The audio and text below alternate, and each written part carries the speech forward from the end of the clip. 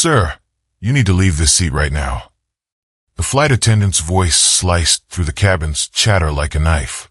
William Harper, an 80-year-old man with thin silver hair, looked up from aisle seat 16B, his eyes cloudy with age but still sharp.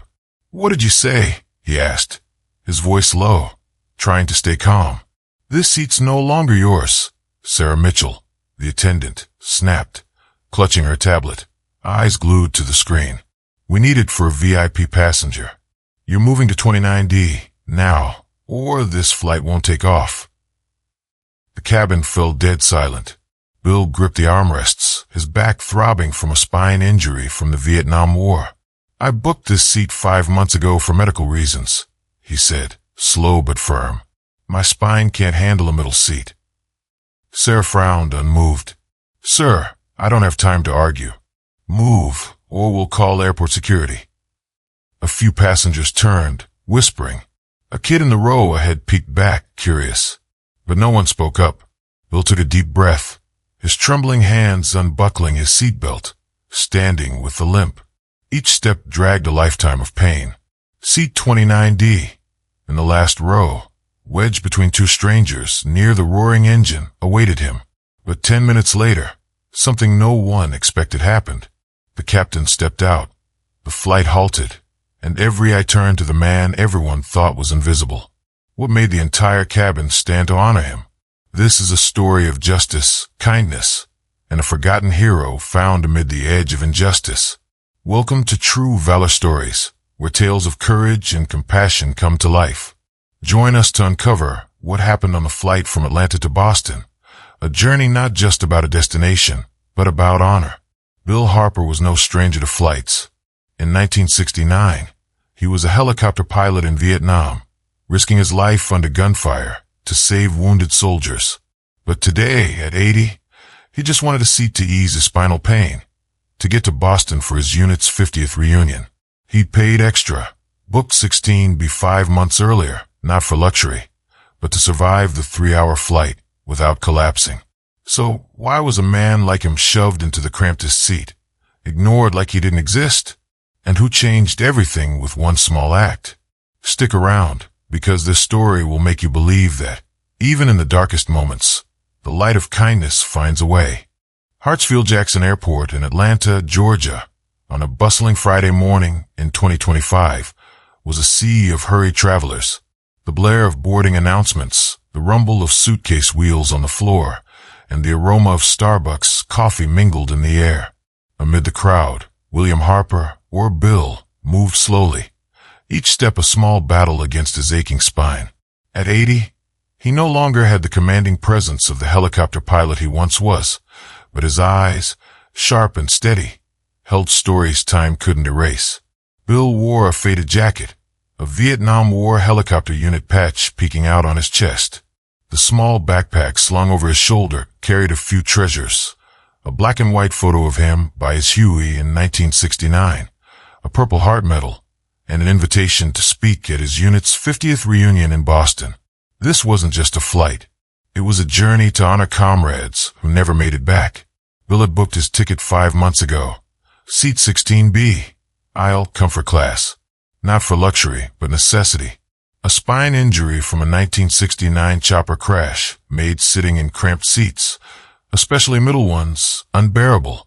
When his back seized up, the pain was like lightning, dragging him back to days of smoke, gunfire, and comrade screams. Seat 16B, with room to stretch and easy access to stand, was his only way to endure the 3-hour flight. He'd paid an extra $50 from his modest pension, not to flaunt, but to preserve some dignity for a body worn by war. Today, he arrived early, checked his ticket 3 times, and thanked the gate agent with a gentle smile. "Thanks, young lady," he said to the check-in staff, his voice warm but hoarse, each word heavy with years. Boarding the Delta flight, Bill moved carefully, gripping seat backs. He eased into 16B, stowed his backpack under his feet, and let out a long breath, a rare moment of relief. He glanced out the window, seeing a fiery sunrise over the tarmac, and smiled.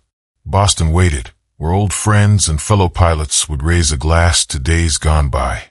But the peace didn't last. Minutes later, the sharp click of high heels echoed down the aisle. Sarah Mitchell, a flight attendant, crisp in her Navy uniform, stopped in front of him. Her eyes flicked from her tablet to Bill. "Sir, you're in 16B?" she asked, her tone soft but edged with tension. Bill nodded slowly. "Yes, ma'am." Sarah leaned in, her smile forced. "We've got a VIP passenger who needs an aisle seat to work. Your seat's the only option. You need to move to 29D. Bill's brow furrowed, his hands tightening on the armrests. "I booked this seat for medical reasons," he said, calm but firm. "My spine can't handle a middle seat." Sarah shook her head, a flash of irritation in her eyes. "Sir, I get it, but this is a system directive. 29DS, the only seat left. If you don't move, we'll delay the flight." The cabin started to notice. A man in the row ahead turned, his earbud dangling. A kid 2 rows away pointed, whispering to his mom. Bill looked at Sarah, then down at his hands, thin, scarred from years gripping controls under fire. He didn't want trouble. He'd never been one to argue. But 16B wasn't just a seat. It was the last shred of respect he could give his battle-worn body. "I'm a retired military pilot," he said, his voice low but clear. "I need this seat to avoid pain for 3 hours. Sarah stood upright, her smile gone. "Sir, I can't override the system. Move, or we'll call airport security." The cabin air grew heavy. Some passengers looked away, pretending to scroll on their phones. Another muttered something about a stubborn old man. Bill took a deep breath, his eyes scanning the cabin, searching for a spark of empathy. But no one spoke up. He slowly unbuckled his seatbelt, standing with a hand on the seat for balance. Each step toward 29D was a jab at his pride. Seat 29D, wedged between a teen glued to his phone and a snoring man, was a tight cage near the roaring engine. Bill sat, his back stiffening instantly, pain shooting from his spine to his shoulders. He closed his eyes, focusing on his breathing, but warm memories flooded back. The whir of rotors, the zip of bullets, comrades, please. He wasn't mad at Sarah. He wasn't mad at anyone. Just tired of being invisible, as if his 80 years of living, fighting, and sacrificing meant nothing. But someone was watching. For rows away, Emily Larson, a 38-year-old travel journalist, sat quietly, phone in hand. She'd seen it all, Bill's attempt to explain, Sarah's dismissal, the passenger's indifference. Emily wasn't one to meddle, but something about Bill's limping gait, his low, steady voice, stirred her. She opened her messaging app, typing a quick note to a friend in Delta's customer relations. Passenger William Harper, veteran, forced out of 16B despite medical needs. Now in 29D, attendant ignored health concerns. Please handle. She hit send, her heart racing. She didn't know where the message would lead, but she knew one thing. Sometimes, a small act can change everything. And on this flight, a storm of justice was quietly brewing, ready to erupt in just minutes. The cabin of the Delta flight from Atlanta to Boston grew stifling, despite the steady hum of the air conditioning. William Harper, or Bill, hunched in seat 29D, the last row, wedged between a 17-year-old scrolling TikTok with his earbuds leaking sound and a middle-aged man snoring loudly, his head slumped onto the tray table. The jet engines roar thunder behind him, each vibration like a hammer striking his spine, injured 56 years ago. Bill tried to sit upright, but the cramped middle seat forced his back to curve, pain shooting from his lower back to his neck, sharp as a blade. He clenched his fists, nails digging into his palms, fighting to keep his face from betraying the agony. But every breath reminded him, he didn't belong here. Not in 29D. Not in the invisibility the cabin imposed on him. A few rows ahead, Sarah Mitchell, the flight attendant, stood in the galley, checking her tablet with a tense expression. She meant no harm, but the pressure of a packed flight and orders from above turned her into a machine. The VIP passenger, a businessman with a big Delta contract, needed an aisle seat to work, and the system had flagged Bill's 16B for reassignment. Sarah didn't think twice when she told him to move. To her, it was just protocol, a problem to solve to keep the flight on schedule. But as she scanned the cabin, her eyes briefly met Bill's in 29D. He sat there silent, head slightly bowed, his thin hands resting on his thighs, as if trying to shrink himself to avoid bothering anyone. A flicker of guilt crossed her, but she quickly pushed it aside. "Just doing my job," she told herself, returning to her passenger list. But not everyone was indifferent. Emily Larson, a 38-year-old travel journalist in C12C, couldn't take her eyes off Bill. She'd seen it all. His attempt to explain his spinal injury, Sarah's cold dismissal, and the silence of every passenger who could have spoken up. Emily wasn't one to butt into others' business. She traveled the world, writing about far-off destinations. But today, something about Bill's eyes, not angry, not bitter, just deeply resigned, as if used to being ignored, kept her from staying still. She opened her phone, checking the message she'd sent to her friend in Delta's customer relations. Received. The reply read, "Escalating to management. Thanks." Emily exhaled, but she knew a message might not change anything. She glanced at Bill, a restless urge rising. She had to do something, even if it was small. Meanwhile, a quiet conflict simmered. In seat 16B, the VIP businessman, Richard Coleman, had settled comfortably into Bill's spot. He opened his laptop, Bose headphones clamped over his ears, oblivious to the sacrifice that had just taken place. To him, the aisle seat was a perk, part of the lucrative contract his company had with Delta. He typed furiously, ignoring the curious glances from nearby passengers. But a few rows away, a young woman, about 20, whispered to her mom, "Mom, that old guy got forced to move. He said something about the Vietnam War, right?" Her mom nodded, then shook her head. "Stay out of it, honey. It's the airline's business." The young woman frowned but fell silent, like most of the cabin. That silence, heavy and chilling, was what made Bill feel like he was fading away. Bill closed his eyes, trying to focus on memories of Boston, of old friends waiting for him. But the pain wouldn't let him escape. Each time the teen next to him shifted, their shoulder bumped Bill's, making him clench his fists to stifle a groan.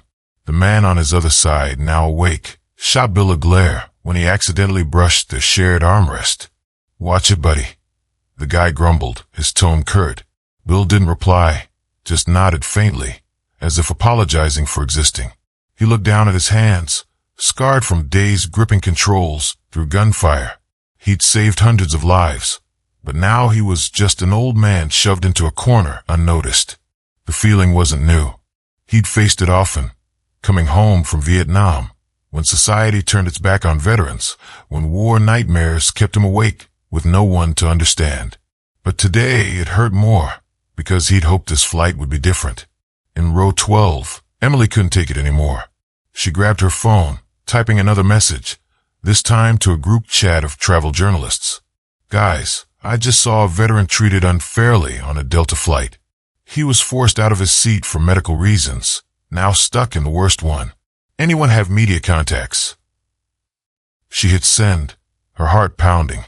She wasn't sure where this would lead, but a small fire burned inside her.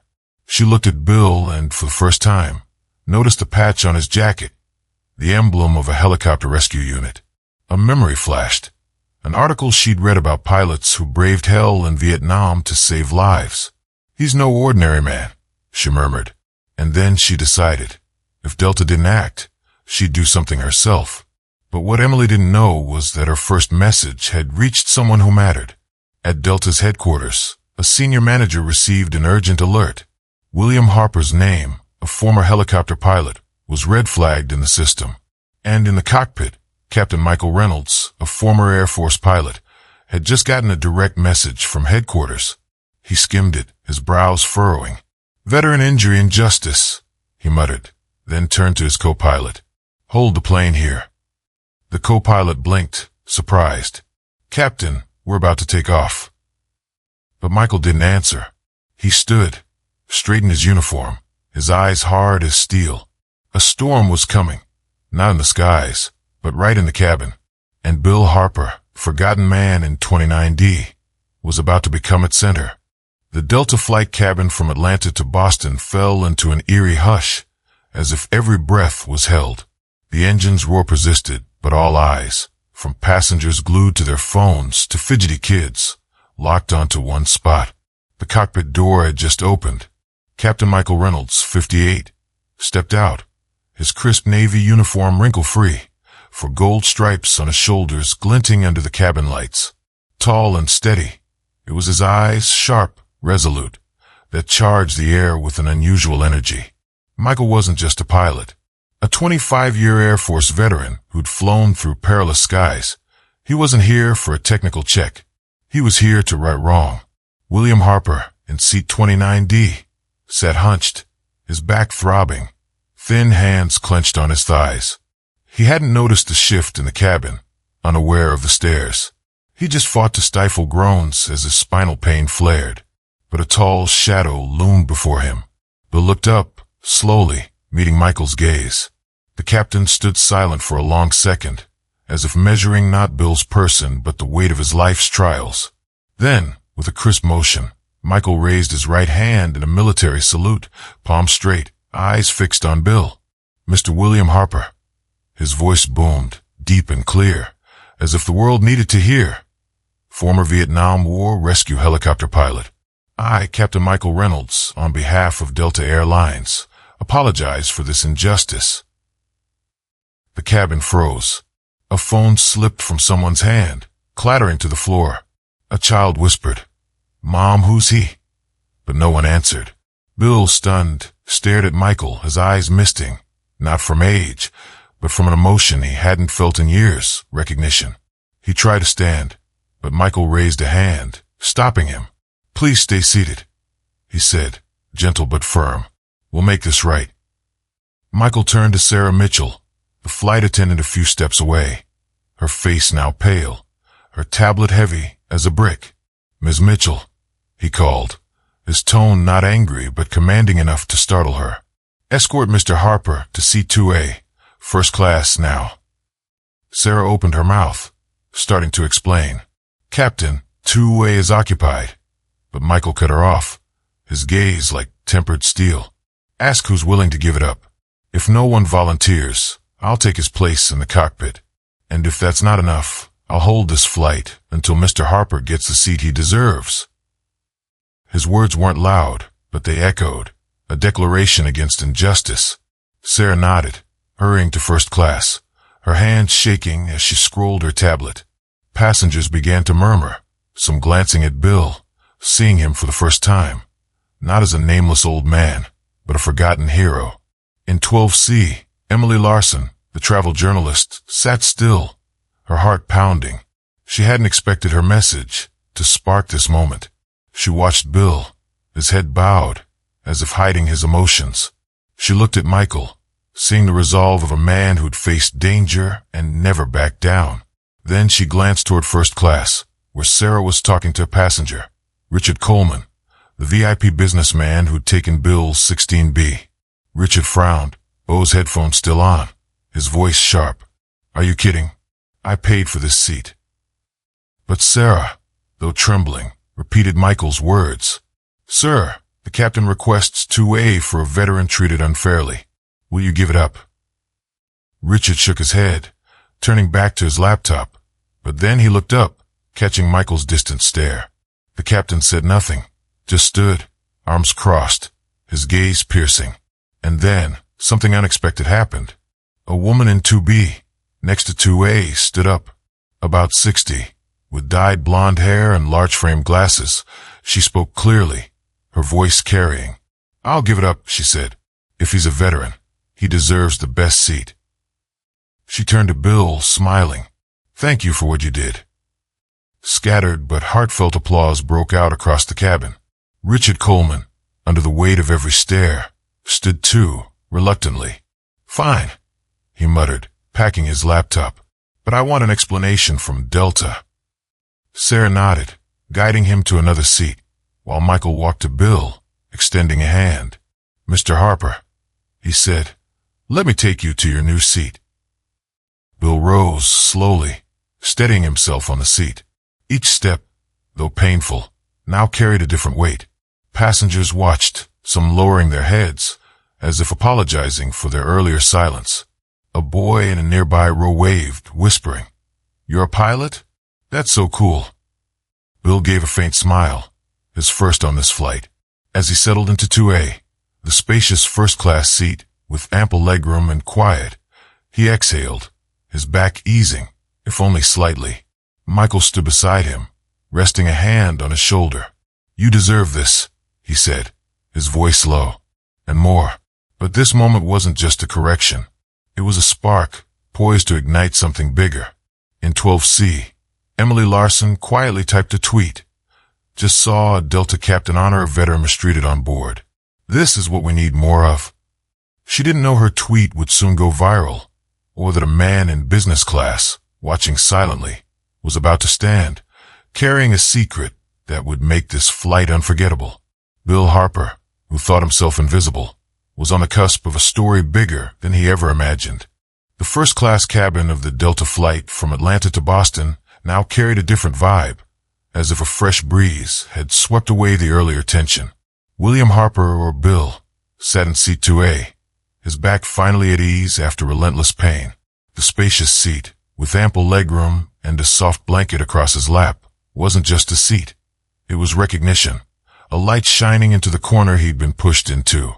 But Bill, with the quiet resolve of a man who'd faced gunfire, sat silently, his thin hands resting on the armrests, his eyes gazing out at the white clouds drifting by. He didn't know this moment was just the beginning, and a bigger wave of emotion was about to crash, so powerful the entire cabin would never forget it.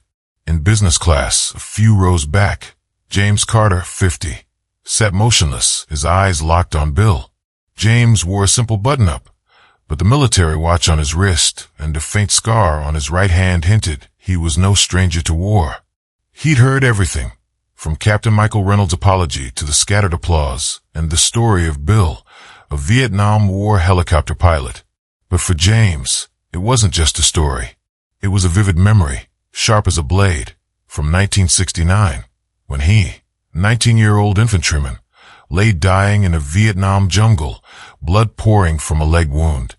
He remembered the thump of helicopter rotors, bullets whizzing by, and the face of a young pilot who defied enemy fire to land and pull him aboard. That pilot was Bill Harper. James stood, his hands trembling, as if the memory was yanking him from his seat. He walked toward first class, ignoring the curious stares of passengers around him. Sarah Mitchell, flight attendant checking the cabin, startled as he approached. "Sir, is something wrong?" she asked, her voice still shaky from earlier. James didn't answer.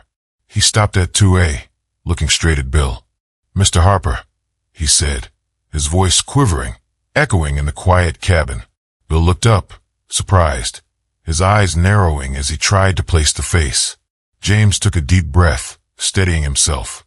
"I'm James Carter, Infantry, Bravo Company, 1969. You saved me. You flew your chopper into a hot zone, under fire, and pulled me out when I thought I was done. I'm alive because of you." The cabin seemed to stop breathing.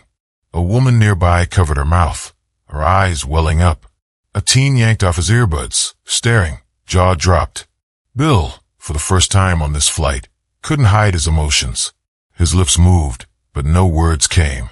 He looked at James, then down at his hands, as if searching for that day. You're the kid from the Idrang Valley?" he whispered, his voice hoarse. James nodded, eyes red. He pulled a wallet from his pocket, drawing out an old, yellowed, creased photo. In it, a young Bill, pilot's helmet tilted, stood by his Huey helicopter, next to a 19-year-old James, bandaged and smiling weakly.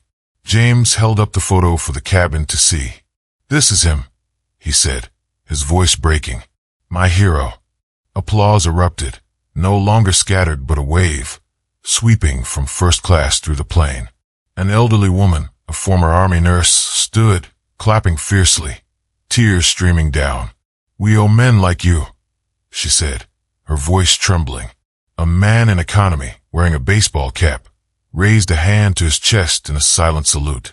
Even Richard Coleman, the businessman who'd taken Bill's seat, stopped typing, his eyes betraying shame.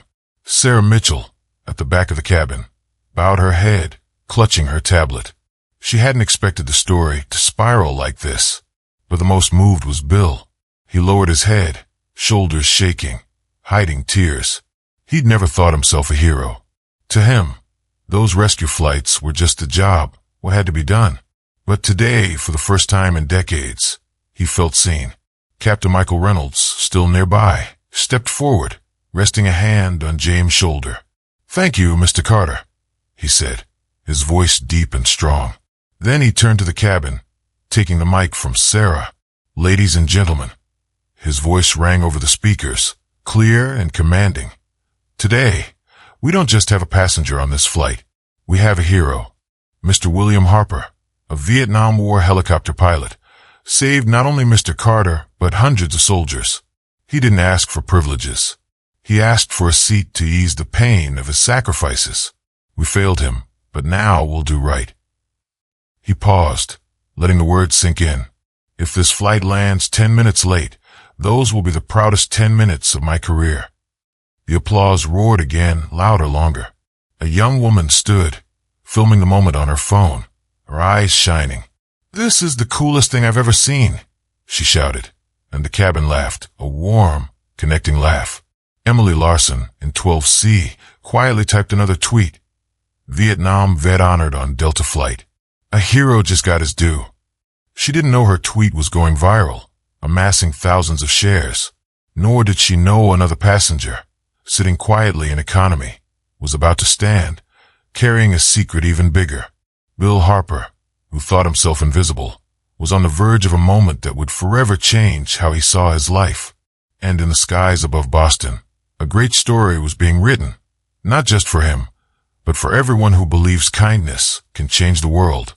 The Delta flight from Atlanta to Boston glided through white clouds, but inside the cabin, the air had shifted from quiet to a vibrant energy, as if every passenger shared a rare moment. William Harper, or Bill, sat in seat 2A, still reeling from James Carter's revelation, the soldier he'd saved over half a century ago. His hands gripped the armrests, not from pain, but from emotions surging like an uncontrollable wave. The applause still echoed in his mind. Captain Michael Reynolds' words lingered, and James' tearful, grateful eyes seemed etched into his memory. But Bill, with the humility of a former helicopter pilot, kept his head low, trying not to get swept up in the sudden spotlight. He didn't know an even bigger, more unexpected climax awaited, not just on this flight, but the moment the plane's wheels touched down. In 12C, Emily Larson, the travel journalist, was still trembling from what she'd witnessed. Her tweet, posted minutes ago, had spread like wildfire, with thousands of retweets and comments from strangers, from veterans to young people unfamiliar with the Vietnam War. "This is why I'm proud to be American," one wrote. "Honoring heroes, even late, is the right thing," another commented. Emily glanced at her phone, then at Bill, feeling an unfamiliar pride. She hadn't started this for attention, but now she realized her small act, a message, a tweet, had ignited something greater. She opened the app, typing another line. "Bill Harper's story isn't over. Stay tuned, because I believe more surprises are coming." She didn't know her prediction was about to come true. As the plane began its descent toward Boston's Logan Airport, a small stir rippled through economy. A man about 40 stood up, unassuming in a hoodie and jeans, but his eyes were sharp, as if driven by a mission. He was Daniel Nguyen, an investigative journalist who'd quietly observed everything from the flight's start. Daniel wasn't a random passenger.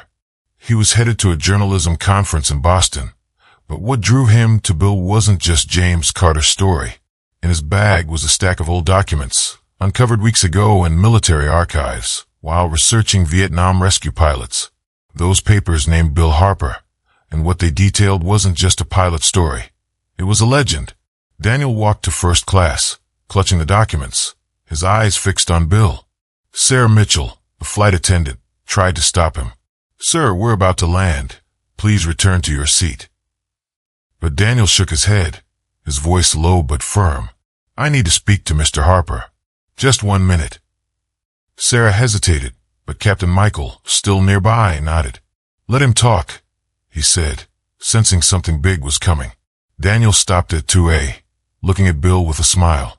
Mr. Harper, he began, his voice clear. I'm Daniel Nguyen, a journalist. I'm not here to bother you, but I have something you need to know.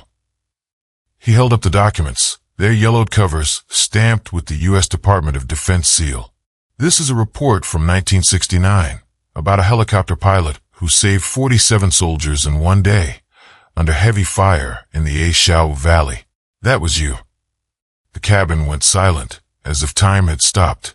Bill stared at the documents, then at Daniel, his eyes wide, stunned. I don't recall that day exactly, he said, his voice trembling.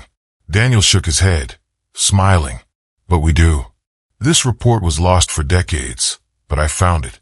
You didn't just save Mr. Carter. You saved an entire platoon, and no one knew your name because you never told. Daniel opened the file, reading aloud. Lieutenant William Harper, despite the risk of being shot down, conducted 12 consecutive rescue flights, evacuating 47 soldiers from a hot zone. His actions altered the battle's outcome. Passengers gasped. An older man in economy stood, hand to his chest, as if saluting a hero. James Carter, still in business class, broke into tears, whispering, I knew he was special, but not like this. Applause exploded, louder than any moment before, like a wave crashing through the cabin. A young woman filmed, shouting, This is living history. Sarah Mitchell, for the first time on the flight, smiled, tears streaming down.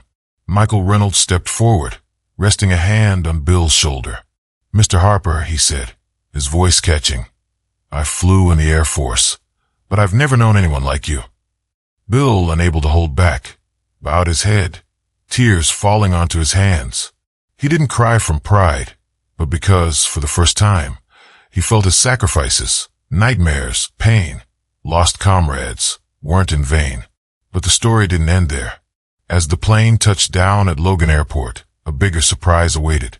Emily, before landing, had contacted a group of former helicopter pilots via social media. They'd organized a welcome at the gate with a large banner. Welcome Hero William Harper. Dozens of people, from veterans to their families, stood waiting, holding flowers and American flags. A former pilot, now a member of the Massachusetts Veterans Association, stepped forward, presenting Bill with the State Honor Badge inscribed, For Courage and Sacrifice. The crowd cheered, clapping, and Bill, for the first time in his life, stood overwhelmed, letting tears fall. Passengers from the flight, disembarking with him, paused to snap photos, whispering thanks. A boy who'd sat next to Bill in 29D ran up, hugging him. I'm going to tell my whole school about you, he said, eyes shining. Emily, standing quietly in the crowd, watched Bill surrounded by love and respect. She opened Twitter, seeing her tweet now had tens of thousands of retweets, with hashtag #HonorHarper trending nationwide. She smiled, typing one last line. Today, we gave a hero his due. Keep telling these stories. But what she didn't know was that Bill's story was just beginning, and in Boston, a new chapter was unfolding, not just for him, but for everyone who believes justice and kindness can work miracles. Logan Airport in Boston still echoed with applause as William Harper, or Bill, stepped through the arrival's gate, surrounded by veterans, their families, and passengers from the Delta flight. The banner, Welcome Hero William Harper, fluttered in the breeze, and Bill's eyes, though misty with tears, shone with a joy he'd never known. At 80, after decades of quiet living with pain and war memories, he finally felt seen. The next day, at his helicopter unit's 50th reunion, Bill stood on stage, no longer limping, his voice warm as he spoke of fallen comrades. The crowd rose, clapping endlessly, and Bill, for the first time, didn't bow his head. He smiled, the smile of a man who'd found light again. A week later, Delta Airlines sent Bill a letter, naming him a lifetime honorary passenger with free flights forever. He returned to Atlanta, still living in his modest home, still drinking black coffee each morning. But now he began writing a memoir, recounting rescue missions long forgotten. Schools invited him to speak, and kids listened, eyes wide, as if he were a superhero. Emily Larson, the journalist who started it all, watched Bill's story become an American icon, with #HonorHarper inspiring millions. But for Bill, the most meaningful thing wasn't fame. It was a letter from James Carter, thanking him for giving him a life. Life can be unfair, but one small act, a message, a word can awaken justice. Speak up when you see wrong, because like Bill Harper, every hero deserves honor. What have you done to bring light to someone? Share, because those stories keep kindness alive. This is True Valor Stories, where honor is never forgotten.